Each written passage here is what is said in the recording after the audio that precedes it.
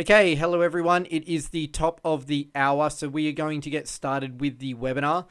Today's webinar is on the Scout Framework. The Scout Framework is a competitive sales discovery framework that was developed by us here at Playwise HQ, and it works really well with a lot of existing frameworks that you might be aware of in a sales sense, such as BANT, MEDDPICC, etc., which are geared towards more understanding if there's the need for a project or a solution, if that customer or that prospect has the potential budget, if you're talking to the right people, etc. But the Scout framework really comes at it from a different lens, and that's why we say it's complementary. The Scout framework is really to help aid in understanding the competitive threats and the competitive landscape that you're likely to find in B2B deals. To kick off with, I just want to share a very common situation that really led to the creation and evolution of the Scout framework. In my career, I've been in sales 15 plus years, worked for a large majority of that, selling technology and other software solutions. And often you could be many weeks, sometimes many months into a deal. You're asked to do a demo by the prospect. You provide that demo. Everything sounds like it's going really well. You validated on things like, are you talking to the right stakeholders? Are they likely to have budget, or do they have budget? Even better. And then at some point along the way, someone on that buyer's committee says, oh, we're also looking at competitor X and we need to run a comparison. Often not a quick comparison, it might be a formal RFP process, etc. And while in every situation that you're likely to encounter competitive threats in that deal, it's often just sitting there in the back of your mind. There's not a formal framework through which you can think about and start to be more proactive in uncovering these type of competitive threats. And that's really what the Scout framework is all about. So breaking that down a little bit more to uncover the gap that exists within a lot of discovery process. As I mentioned, you're already probably using methodologies like BANT to qualify. And then typically it gets handed to a sales engineer, pre-sales consultant to do product discovery. And really competitive discovery is just kind of there in the background. The account executive or the salesperson might do a little bit. The sales engineer or pre-sales consultant might do a little bit. But often it's ad hoc. Often it's kind of along the way. It's an add-on to an existing meeting or an existing discussion, rather than really forming a focus of how do we make sure we're uncovering the competitive threats that may exist in this opportunity. So to contrast the two, product discovery, we want to understand the customer's needs and their pain points. We understand the stakeholders that are typically involved. We understand who within that stakeholder group might own different parts of that end solution. So, who is the overall project owner, who are the end users, what other teams within a company might be impacted by implementing a solution, such as IT or security teams. There's the budget and authority, which probably sits a little bit more in the sales qualification, but can also slide into product discovery as well if you're looking to make sure that your product is within the budget that they have or likely to be. And decision timelines as well do play a role, especially with products that aren't just off the shelf SaaS ready to go and require that implementation. On the other side, though, you often find that sales teams are completely missing, or not, at the very least, not being deep enough to understand what is the competitive situation. What are the alternate solutions that are being evaluated? And by that, I don't just mean what's the name of the competitor. I really mean understanding how those competitors are positioning their solution, why they're positioning it that way, what your prospect likes about what they're hearing from that competitor, what they don't like. This obviously flows into the competitive threats and positioning point there, the evaluation criteria that competitors are setting, and you might even see that flow through in some of the questions that are proposed to you, or in the RFI or RFP docs. You can often get a hint if those questions are shaped a certain way. Is there another vendor in there that is guiding the evaluation and helping kind of articulate or formulate some of the questions that are showing up? And often, overlooked one, at least initially, it pops up towards the end when you might have lost the deal and you finally do ask, so what did you actually end up doing? And they turn around and say nothing. So making sure you validate what is the do nothing alternative, because that is definitely a valid one. So the Scout framework basically replaces this kind of ad hoc, more yes-no competitive discovery or just uncovering what a competitor name is with a more systematic approach. As I mentioned at the top of this, Scout framework is not meant to replace BANT, MEDDPICC, whatever qualification framework you use. It really is a complement to it. because a lot of these existing frameworks, and not to pick on any particular one, but with BANT, they often assume you're the only vendor in the room. Great, we know you have budget. Great, I know I'm talking to the authority, the right person who can sign off on it. Great, I know there's a need to implement this solution. There's a real problem that we can solve. And great, I know that they want to implement the solution in, say, 3 months' time. None of those questions actually uncover whether or not there's another solution that they're considering. And with today's world, where we know that 70% of B2B buyers are doing research before they even talk to someone in your sales team, they're evaluating multiple options from day one, right? You have to assume that that's the case. So why then do we just use a framework that completely ignores the competitive situation? And the Scout framework is designed to kind of complement these existing ones and provide that framework for you. So before we dive into uncovering what each of the letters in the Scout framework start for, if you're sitting here wondering, well, this all sounds good, but do I really need to worry? Is it really that big a deal if my win rate's high already? We win 40% of our deals, 45% of our deals. That's awesome. And obviously a great position to be in. There's plenty of SaaS companies and B2B companies that are winning sub 20% of their deals and definitely need to raise that. But there is still ROI and value from having a much more robust competitive discovery framework. The biggest one is just wasted resources, spending time with prospects where you have incomplete information. If you asked a few more questions, if you uncovered the competitors in the room, it might allow you to qualify out of a deal quicker or press harder on certain capabilities to really understand if your solution is going to be the preferred one. Loss of control. So if you are up against a sharp team on the competitor side who arrive first, they're defining the evaluation criteria, you're fighting an uphill battle. And you might still choose to fight that battle, but at least you know where you are. Feature trap. Understanding that if someone else, especially if another vendor is leading the prospect and guiding their evaluation criteria, they might be laying landmines in requirements for that project, and you want to avoid just getting in a checkbox type situation. Do you have this feature? Yes or no? Because ultimately, at the end of the day, we all know that software companies in particular, but B2B sales orgs are trying to position their solution around the value, the ROI, and not just get in a comparison bake-off. And decision paralysis. So you might have deals that you could close in 30 days or 60 days, but because the competitive landscape isn't fully uncovered, you see those deal timeframes blow out, 90 days, 120 days. And obviously, if you're selling enterprise, we all know that enterprise deals can take 12 months, 18 months anyway, but it's even a bigger ROI there, because maybe instead of that deal taking 18 months, if you can do it in 12 or 14 months, that's a massive time saving. So what early competitive discovery enables, it allows you to define good first, right? Help shape that evaluation criteria, or at the very least understand who's shaping it on your behalf and start to influence it early. Stay focused on the outcomes and avoid getting in a bake-off where you're just having a prospect compare, do you have this feature to that feature? Identify landmines early. So again, building off of that evaluation side. If you see that there are certain questions or certain way that your prospect is talking, it may articulate or hint that a certain competitor has their ear more than another. And deal velocity. Prospects who have confidence move faster. So anything you can do to help give them confidence is going to accelerate that deal cycle. And if a deal's not moving, it's dying, right? So we want to avoid that. So let's dive into Scout. S stands for status quo. You want to understand the current tools, the workflows, the pain points, the switching costs, and qualify the cost of staying put. Now, if you have a strong pre-sales discovery org, a lot of this work may already be baked into some of the questions that they're doing, adding a slight additional context to it from the sales lens. So not trying to understand how they use their current tools and workflows for the purpose of being able to replicate and do a demo in your solution of how they achieve those same outcomes, but understanding within their current process, their current tool set, if these things are already working, then what's the driver for change?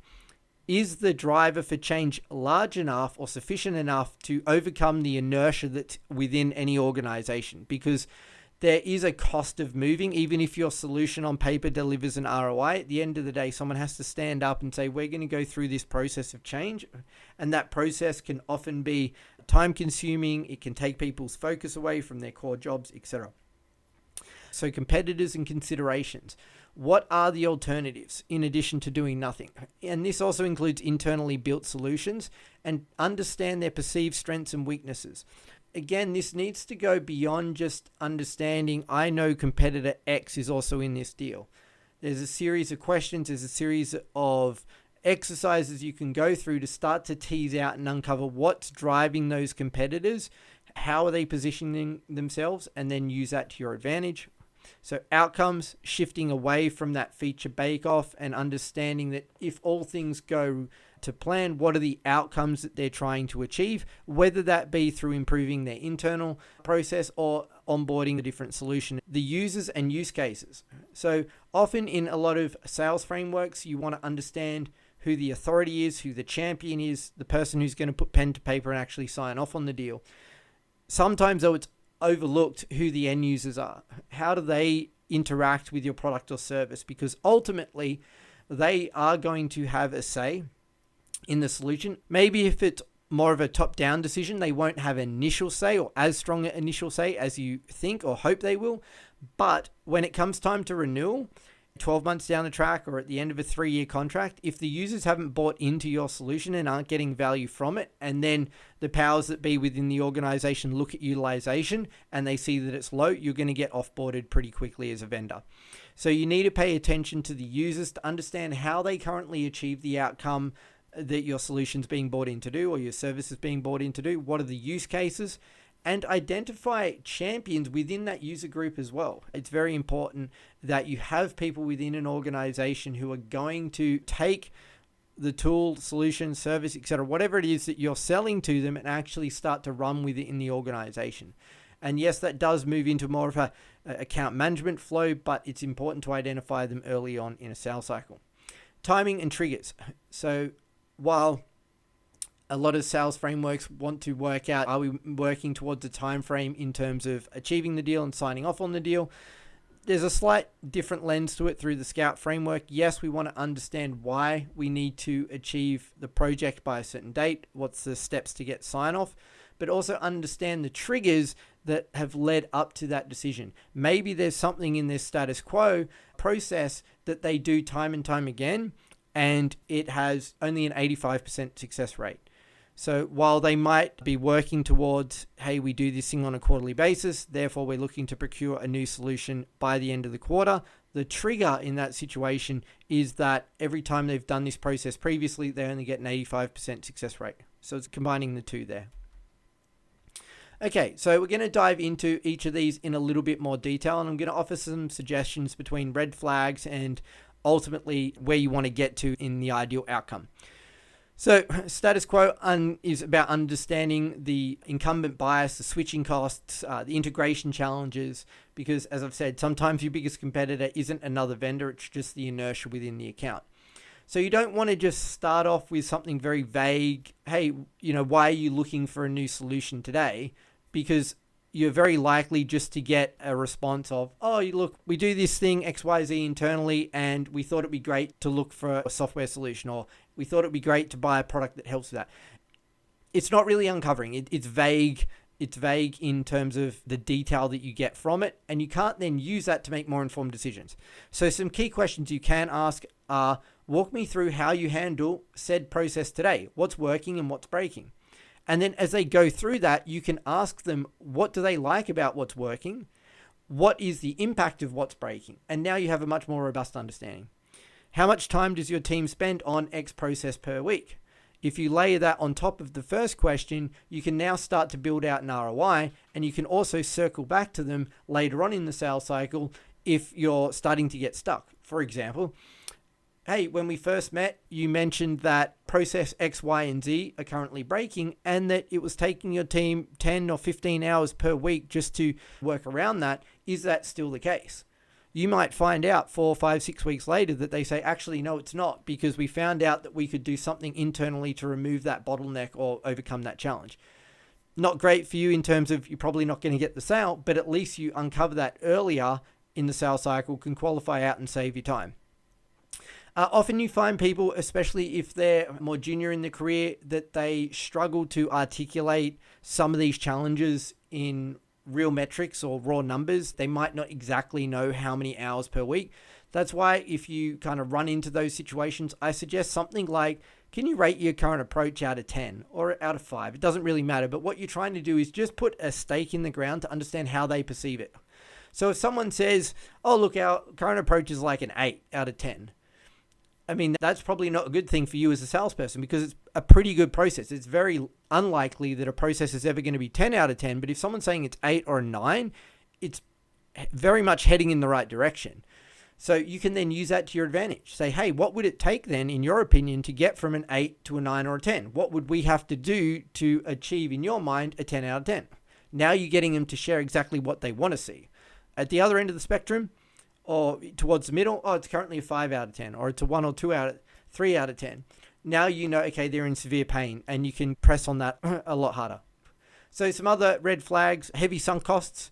So if you hear through this process, for example, that the previous CIO implemented this solution 3 years ago, and it cost the company $15 million, and it took 24 months to implement, there's going to be people in that organization who don't want to go there because they're like, it cost a lot of money and it took a lot of time.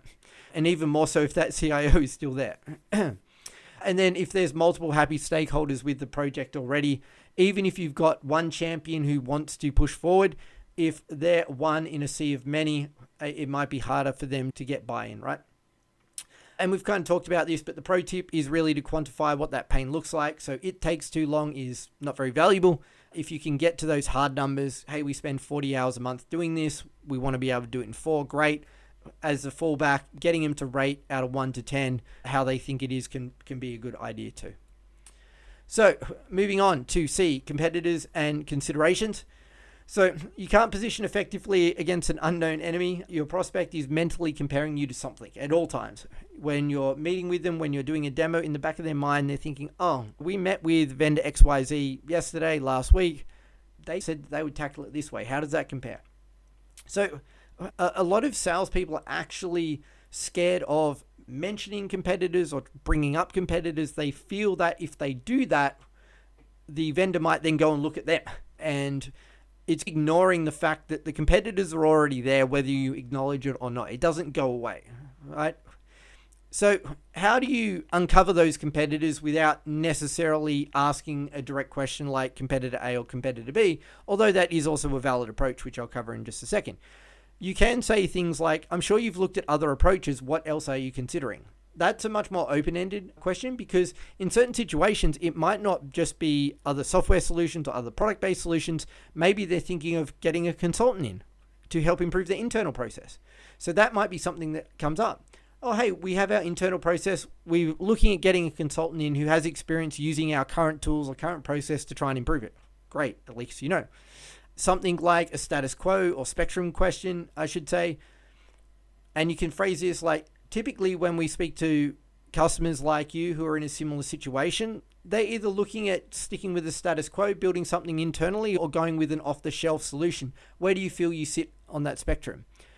They might say, oh yeah, we definitely want an off-the-shelf. So now you know, okay, it's more of a status quo versus off-the-shelf solution versus a build solution. They don't have the internal resources. You can be more direct with these questions as well. If you are in a space where there is a very well-defined list of competitors or you know your competitor landscape very well, you can say, typically when we speak with customers in the finance industry who have a similar number of employees to you and who are looking to solve XYZ challenge like you've articulated, we often find that we are compared with competitor A and competitor B. Is that the case for you? Now, again, some salespeople are a bit scared of that. They feel like they're inviting competition in, but if you know the competitors well, and this is where having a strong competitive intelligence platform can help arm your sales reps with that insight comes in, you shouldn't be scared of mentioning them because it shows that to the prospect, you're confident in what you're putting forward. You're not scared of saying that there are other solutions in the market because you believe that your solution can stand on its own 2 feet and go up against any of them. Outcomes. So again, you want to avoid the feature bake-off, and it's very challenging if a prospect is starting to look at 5, 6 different competing ideas, competing solutions, because at some point they have to whittle that list down. And often the easiest way for them to do that is go we need this feature. Does the platform have that feature? Yes, no.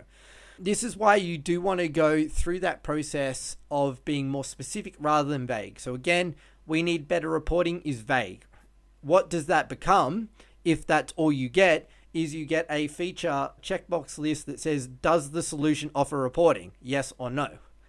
Instead, saying we need to reduce month-end close from 10 days to 3 days, freeing up 40 hours of finance capacity is much more specific. It's got ROI attached to it. And now you can actually articulate the value. Your tool might not even need reporting to help with that. Then if they say to you, hey, does your solution have a report that does X, Y, and Z? You can always bring it back and say, look, I understand why you're asking about reporting.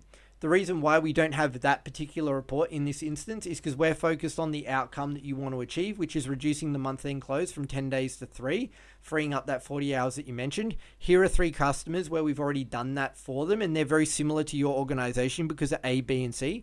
So I understand you wanting that specific report and that maybe a competitor has offered it, but I just want to understand from you, prospect, what's more important, that report or delivering on the end outcome?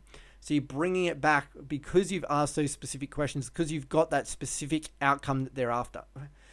Building on to that and adding some additional context and giving you some additional ideas, asking a question like, what does success look like 90 days after implementation?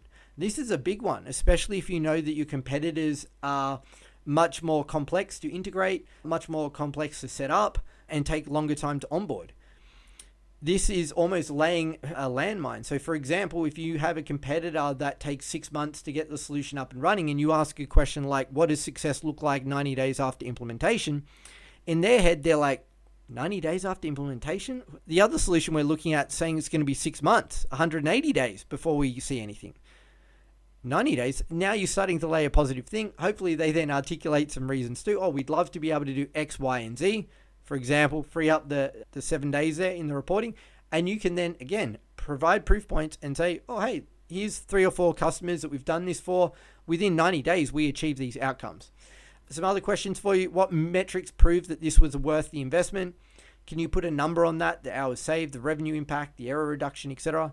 And what would make your CFO or whoever the champion is in this particular instance say this was a no-brainer decision? You're always asking it like after the fact, so that if they look back and were able to say, oh, I can't believe we didn't just implement that solution or choose this vendor from day one. If you can get their understanding of what that looks like, it's much better outcome-focused discussion that you can have. So users and use cases. Demos don't equal adoption. You can have a fantastic demo that talks to all of the right user groups and touches on how they gain advantages from your solution, but it doesn't mean they're going to adopt it. It doesn't mean that they're going to achieve the outcome that you set out. So that's why uncovering who the users are and the user champions is very important. It does help in the sales process, but it helps even more in the post-sales process when you have account managers, customer success managers trying to make sure that this customer becomes someone who sticks around for a long time. So some questions that you can ask about this, because you might already be talking to the right user group. Who else is impacted from this decision? You might be implementing a marketing solution, and the default answer is marketing. The marketing team would love this. But really, who's the users who might be impacted? It's also the sales teams, the BDR teams. They might be now able to get more leads or a higher quality lead. So understanding that, and if you can bring them into the conversation, or at least trying to uncover from them what they want to see, adds value. So just to build on that example, if you were then able to talk to sales or a BDR team and they were able to articulate back to you, oh, if we were able to increase the volume of leads by 20%, we would be able to sell XYZ more dollars, which means that I would probably see the sales reps in my team go from an average quota attainment of 65% to 85%. That's real value. That's ROI. And now you've got 2 levers of ROI. You've got the ROI for the sales team. You've got the ROI for the marketing team who are trying to do more of these marketing campaigns. So getting these different user groups and access to them is really important. Understanding that typical workflow that we've spoken about and what other systems or integrations might be important. And this comes back to that competitive positioning question as well, because if you can uncover what other solutions they're looking at or what their internally built solution has, and you identify a gap there with the integrations or a time lever that you can pull on because your solution has an out-of-the-box integration, these are things that can help you position more effectively. There's a little chart here as well that just shows some different user groups. So high frequency, high visibility users, they're typically the ones that are going to get the most look in any demo. They're probably going to have people who are actively involved in the buying decision. High visibility but low frequency. So these might be like managers or things like that who look at some monthly reporting things in your tool, but they're not daily users, but they still have a really good say. High frequency, low visibility. So executive type involvement who know the tool exists, have ad hoc requests to do certain things, and low frequency, low visibility. They're the kind of hidden ones, right? So hidden users who might not on first visibility be the most important, but you need to be aware of them. So for example, if we build on that marketing use case that I shared, they want to do more marketing, the sales team will benefit. A hidden user group there might be the revenue ops team, who are responsible for helping the sales team with the CRM and making sure deals are kept up to date. The impact for them is, if we have more leads, we have more opportunities. Maybe there's more opportunity maintenance work that we have to do, more things that we have to keep an eye on to make sure that the opportunities are up to date, that our reporting standards are up to date, etc. So just being aware of those is really important. All right, T, last letter in the Scout framework, timing and triggers. So every deal needs urgency. We know that. And a lot of the sales frameworks are great at understanding the time frame or the process in which you have to go through to get to an outcome. I want to spend a little bit more time on the triggers though, because the triggers are more of these reoccurring things, right? It's something triggers a problem or something triggers someone to remember the pain point that they have. And because they face that pain point, they now want to implement a solution to solve that problem, and they're attaching a time frame to implement that solution by a certain date. The more frequent your trigger, the more pain is felt. If there's a daily process that takes 3 times longer than it needs to, that person is getting triggered every day. You can use that to your advantage. If on the other hand, it's something that is only triggered once a year, for example, we need to do an annual report and it takes us a week to do it, that's going to come up. People are going to feel that pain. They're going to forget about it. And then it'll start approaching that time frame. Maybe they're like, we've got that thing that's coming up again. We better look for a solution that can help.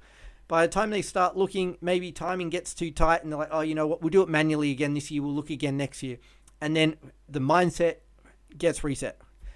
In addition to that, there are triggers outside of an organization that can impact this process. So regulatory changes, market pressures, system end of life, and another internal one I should have mentioned before, new leadership. But the market pressure, the regulatory changes, and the end of life ones are really important for you to be aware of and to know about.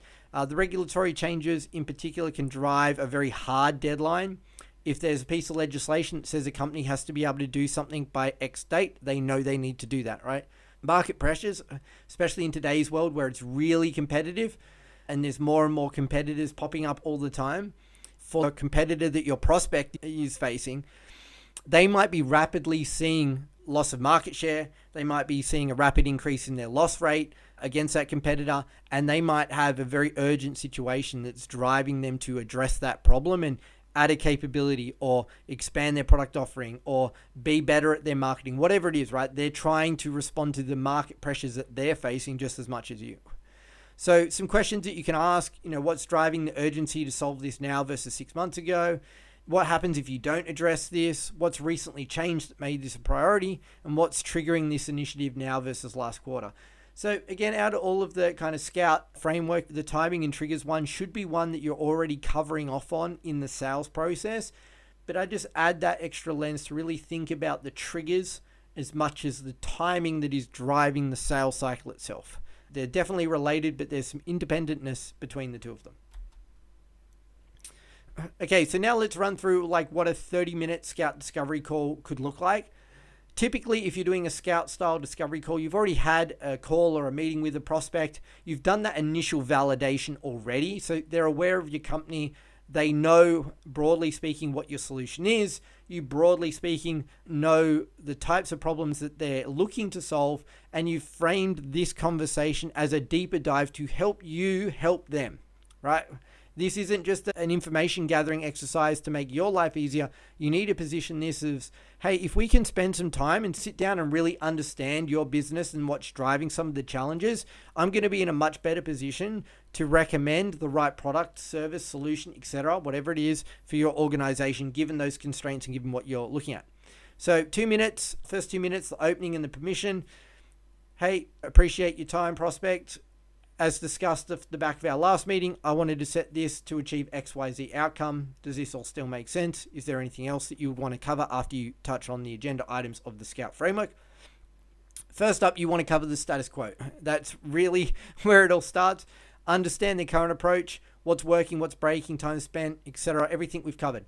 Now, the biggest catch here is a lot of people go, oh, hang on a minute. We've already covered this on the first call. I already covered this when we met for the first time over coffee and I was just pitching, what our solution can do. And they want to skip it. You can't skip it because that first meeting that you had, that first call that you had was surface level. So a great way to frame this is, hey, I know when we first met, you articulated the X, Y, and Z. I do still want to spend a couple more minutes to dive deeper on that. So for example, you mentioned that in your organization currently for that use case, you do XYZ process. Could you just break down that for me? Can you go in a little bit more detail and share what you think's working and what's not? When you say it's really time consuming, can you give a specific example of that? And if they can, great. Hey, it takes us 40 hours to do this thing that we want to be able to do in 2 or 3. Or if they can't, falling back to, okay, that does sound like it takes quite a bit of time. On a scale of 1 to 10, how time consuming is it? Or how much time do you feel is wasted on that current problem? And then from there, you can at least put a peg in the ground and understand where they are. Next 6 minutes, competitors. Great, I appreciate you running through everything and how you're currently handling the problem. Out of interest, what other solutions are you looking at to solve this problem? Or if they're reluctant to do that, preempting it yourself. Don't be afraid to mention competitive offerings. Hey, for organizations of between 100 and 200 employees like yours who are in the manufacturing space and who are looking for a marketing automation tool that we sell, we typically see that you're looking at competitors A, B, and C. Have any of those come across your radar? Oh yeah, look, I've seen XYZ's website. Oh great, if you don't mind me asking, what did you like or not like about their solution? Was there anything that really stood out that you thought could add value to your organization? Gathering information, gathering intelligence about what they feel is important from other vendors. Outcomes. Great. I understand your problem. I understand the competitors that you're looking at to potentially, or solutions you're looking at to potentially solve this, which can again include status quo. It can also include things that are a little bit left of field, like getting a consultant in. Let's walk through what success looks like. If you implemented this in 90 days time, what would you want to have achieved? What would have made this a slam dunk decision? What impact are you trying to achieve in the business? And get specifics, numbers, the amount of time, the amount of saving, revenue generation, those kind of things. Great. I appreciate you running through all of those issues. And obviously from what you've articulated already, I understand that the marketing team, they're going to be a key user here. This is a marketing automation platform. But can you run me through what does that team look like? Every marketing team can be different. Maybe in some organizations, they're more generalists. Different people in that marketing team run all different aspects of it. They're doing digital, they're doing events, they're doing PR. But in other organizations, especially bigger organizations, there might be dedicated teams. Oh, we have a dedicated email marketing team. Okay, in that instance, that the person who runs in-person events isn't as important. You don't need to worry about them as much. But you can then also uncover those other secondary user groups who might not be immediately obvious. Oh, great. You've mentioned the marketing automation and the marketing automation team. If they were to achieve that, and you mentioned before with the outcomes, you're trying to increase the volume of leads by 20%. Who in the sales team is going to care about that? Who's the manager that's going to be most impacted by that? It might not be everyone. It might be, hey, we know that through marketing automation, most of our deals are in the SMB space, not enterprise. Great. Now you know that you need to speak to the SMB sales leader, not the enterprise sales leader. Timing and triggers. Another 4 minutes, a little bit less time. Again, going back to what's driving this decision, how often is that trigger occurring? Why is it important now? And then you always want to close with next steps. Articulate back to them what you've heard to summarize your understanding, but then follow up with concrete next steps.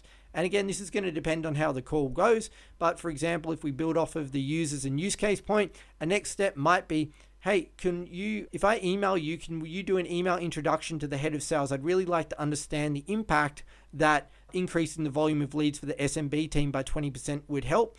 And you also mentioned that the RevOps team would have to manage that additional workload. I think it's important that I also address any concerns that they might have. So can you also connect with them? After that, I'd suggest we then do a demo of our solution now that I've spoken to marketing, sales, and RevOps. And then when you do the demo, you can clearly address any of the challenges or pain points that those different user groups will face. Okay, so what are some common scout scenarios that you may face out there in the real world? The incumbent fortress, we're a big XYZ shop, everything runs through their platform. So what's happening? In their mind, there's significant switching costs and deep integration. To rip and replace will fail. Like, they're worried about that. Great. You know now as a sales rep, you need to complement rather than replace. Hey, we often complement the big XYZ solution. And if we really focus on solving this particular pain point, the rest of that solution can be intact. Would that still be of value? It might not be, but you can qualify out and move on. Or ideally, yes, that's fine. Hey, we need to still solve this issue. The big platform can't. And if you're saying that we don't have to rip out everything or do some crazy integration work to make it work, beneficial. The feature bake-off we've spoken about. Send your checklist. Procurement are just going to run a quick evaluation and work out what solutions we look at. So this can often happen if someone's defending criteria to their favorite solution. They've already been speaking to a competitor. You know that from the outset if this is what you're getting on your table. And your response really should be along the lines of, look, we're happy to complete a matrix, but if we were to design a 30-day pilot project around a certain outcome and hit the target, would that change the evaluation? So if they say no, then it's like, okay, so great. You've already got a defined list of metrics and you're just doing a bake-off. As a sales rep, you now need to think of what are you going to ask to qualify whether or not you should even respond. You might be well within your rights to say, look, it sounds like you've already got a preferred solution. I'd really like to just understand, what have you seen so far that you really like or really feel needs to be in a solution that you're going to implement? They might then list a bunch of things that you just can't do. Great, qualify out. Or they might list a bunch of things that your solution, your product does do, and at least then you can still respond knowing that it's highly competitive. You might choose to be a little bit more aggressive on price, or you can push on some of the other things that you've uncovered through the Scout framework process. Someone says, we're just looking, bit of a brush off. They're very early stage, they're gathering information, right? They could also be trying to hide the urgency, but I do find that rarer than anything. Especially if they've picked up the phone or sent an email to connect with you. So it's unlikely that they're just trying to hide urgency. They've done the research, but they just want to validate a few things, right? So your response, research, definitely important, but quick question. Is there any specific event that's going to shape your time frame or shift you from evaluation to serious consideration? It'd be helpful to know what triggers in the business really impact this project that you're looking at. And then from there, you can understand, well, is there something really that's going to be driving this decision and can I latch onto it? So the champion with no power, this is a really common one. They love your solution, but they can't make decisions. What's happening? They've got a lot of enthusiasm, but they don't have the authority. And this could see deals basically stall indefinitely. So a good way to frame this is to articulate that they definitely are the expert here. And they're the person who cares a lot about this in the organization. But you need to help them, right? You need to help them get the internal support. So common response, hey, you're clearly the expert. We've talked a lot about the problems that you're facing. You've been able to articulate a lot of the outcomes that you want to see. Understand, though, that there's some other teams that are going to be involved. So who else would need to be brought into this conversation to get this approved for you and your team? Great. I really want to make your life as easy as possible. Are you able to do an email introduction with X, Y, and Z? And then what I'll do is I'll follow up with them and try and book a meeting to build some consensus with that and keep you in the loop the whole way through. It'd be great if you're on those meetings as well, but at least we can start to piece together the puzzle that's going to be needed, because in my experience, there's XYZ team who are going to want to have a say in this. Do you think that's a good plan? This is often also someone who's a little bit more junior in their career or have recently been promoted but don't have the political power to really drive the change. You need to help them do that. All right, no matter what framework you're doing or any process in sales, if you're not measuring the outcome, how do you know it's being competitive? So there's a couple of different metrics that you can track, right? Competitor identification is a really big one. You'd be surprised with how many different companies that I've spoken to and talked to, and they aren't finding out competitors until 30 days into a sales cycle. For you, it might be that you're qualifying on call 1, you want to find competitors out on call 2, but on average it's taking 3 or 4 touch points. How do you bring that forward? So it might be to do it in under 7 days, it might be to do it under 2 weeks, it depends on your sales cycle. But the focus there is shortening the sales cycle and increasing the win rate, obviously. So track that competitive discovery. And then as you build on that, you can start tracking your win rate against individual competitors in given situations. Hey, when we uncover a competitor early, we typically win 1 in 3 times. If we uncover a competitor late, we win 1 in 4 times. Great. Now we have a metric. We need to drive towards earlier discovery. It can also be industry or use case specific, especially if you have a platform that offers multiple different solutions or sells to multiple different industries. In the finance industry, we have a really strong win rate because of X, Y, and Z. We might be able to uncover competitors early in the finance sector because we have a longer track record there. Conversely, we also sell our solution to the manufacturing space. We find that our win rate there is 25% lower and it takes us twice as long. Maybe there's a knowledge gap there about your competitors in the manufacturing space and your sales reps are reluctant to bring them up early because they don't know it well enough. These are the kind of things that you need to think about. Obviously, there's a lot more that you can measure beyond just competitor identification and win rate, but they're two that I definitely recommend you start with. Okay, Scout is how top reps stop getting surprised by competition. The outcome is to surface competitors early, to control the criteria, to focus on the outcomes, better handle objections because you have a more grounded worldview of the competitors that are in the space, and to ultimately shorten sales cycles and increase the win rate. So on your next discovery call, I really encourage you to run the Scout framework, understand the status quo, the competitors, the outcomes, the users, and the timing. And, to sum it up, average reps hope competitors don't show up, top reps deliberately surface them. So don't be afraid to bring them up early in a deal. It's really important. It helps you position yourself as an expert, it helps you control the conversation and ultimately achieve a better outcome and hopefully a stronger sale with less discounting and in a shorter time frame. So I appreciate everyone who's joined us today for this webinar. We will be keeping the questions open in the chat for the next 5 minutes. There's a couple that are already flowing through. So if you do want to add your question to that, just use the little question mark icon and put your question in there and we'll answer those.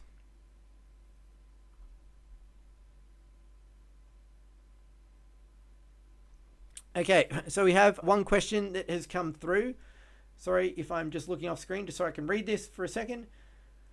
Okay, so basically the question breaks down to how do you separate out who does what in a qualification process when you do have pre-sales consultants, sales engineers also involved, because there is some overlap on things like understanding their current status quo, understanding the different solutions.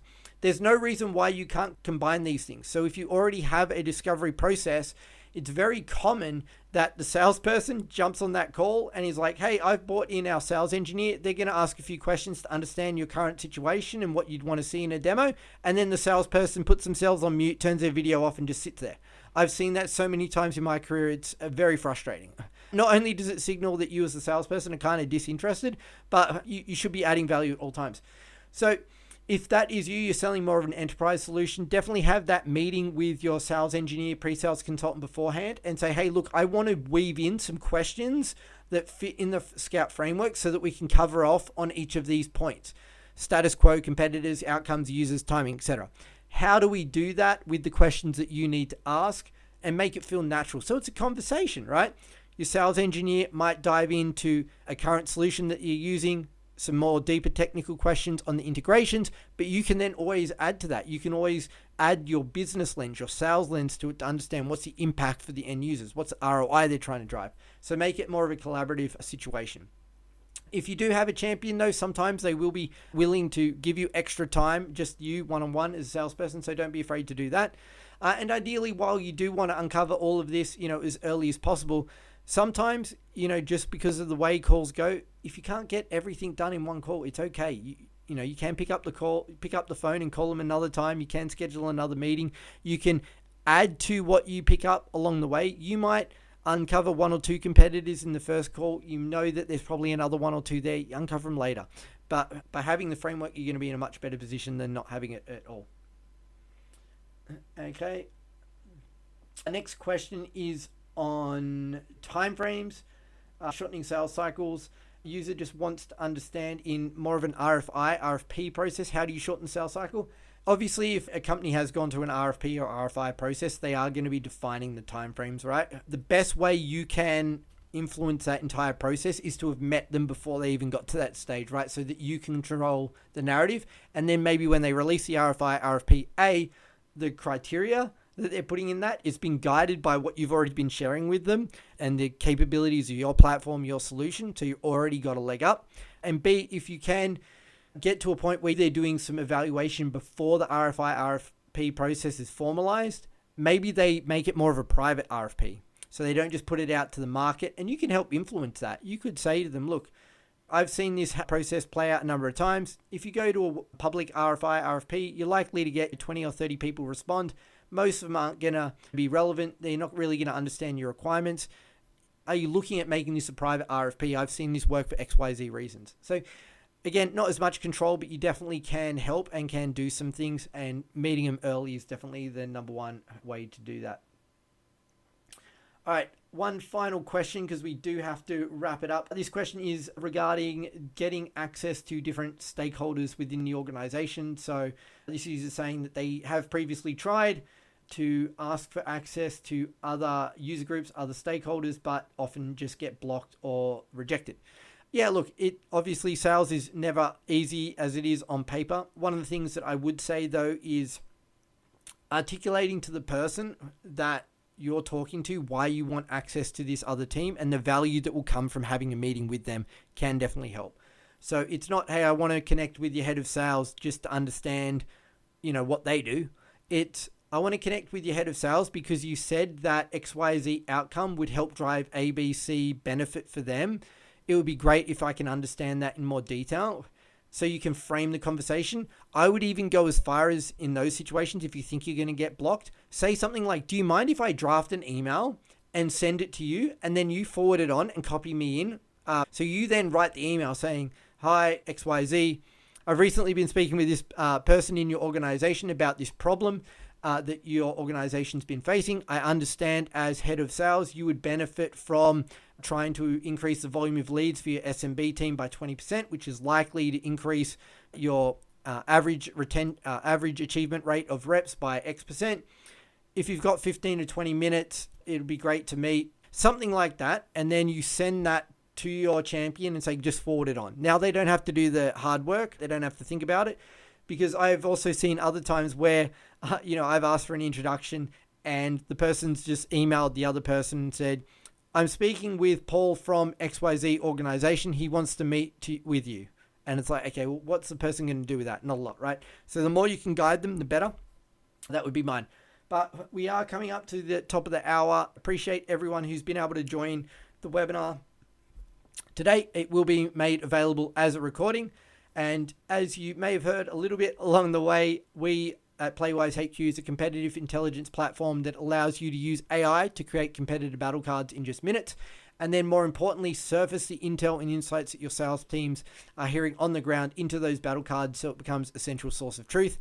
If this is a problem that you faced in your organization, please feel free to visit our website, playwisehq.com. We'd love to reach out, talk to you, and learn a little bit more about your organization, how you might benefit from the Scout framework, and also the Playwise HQ platform. Thanks again.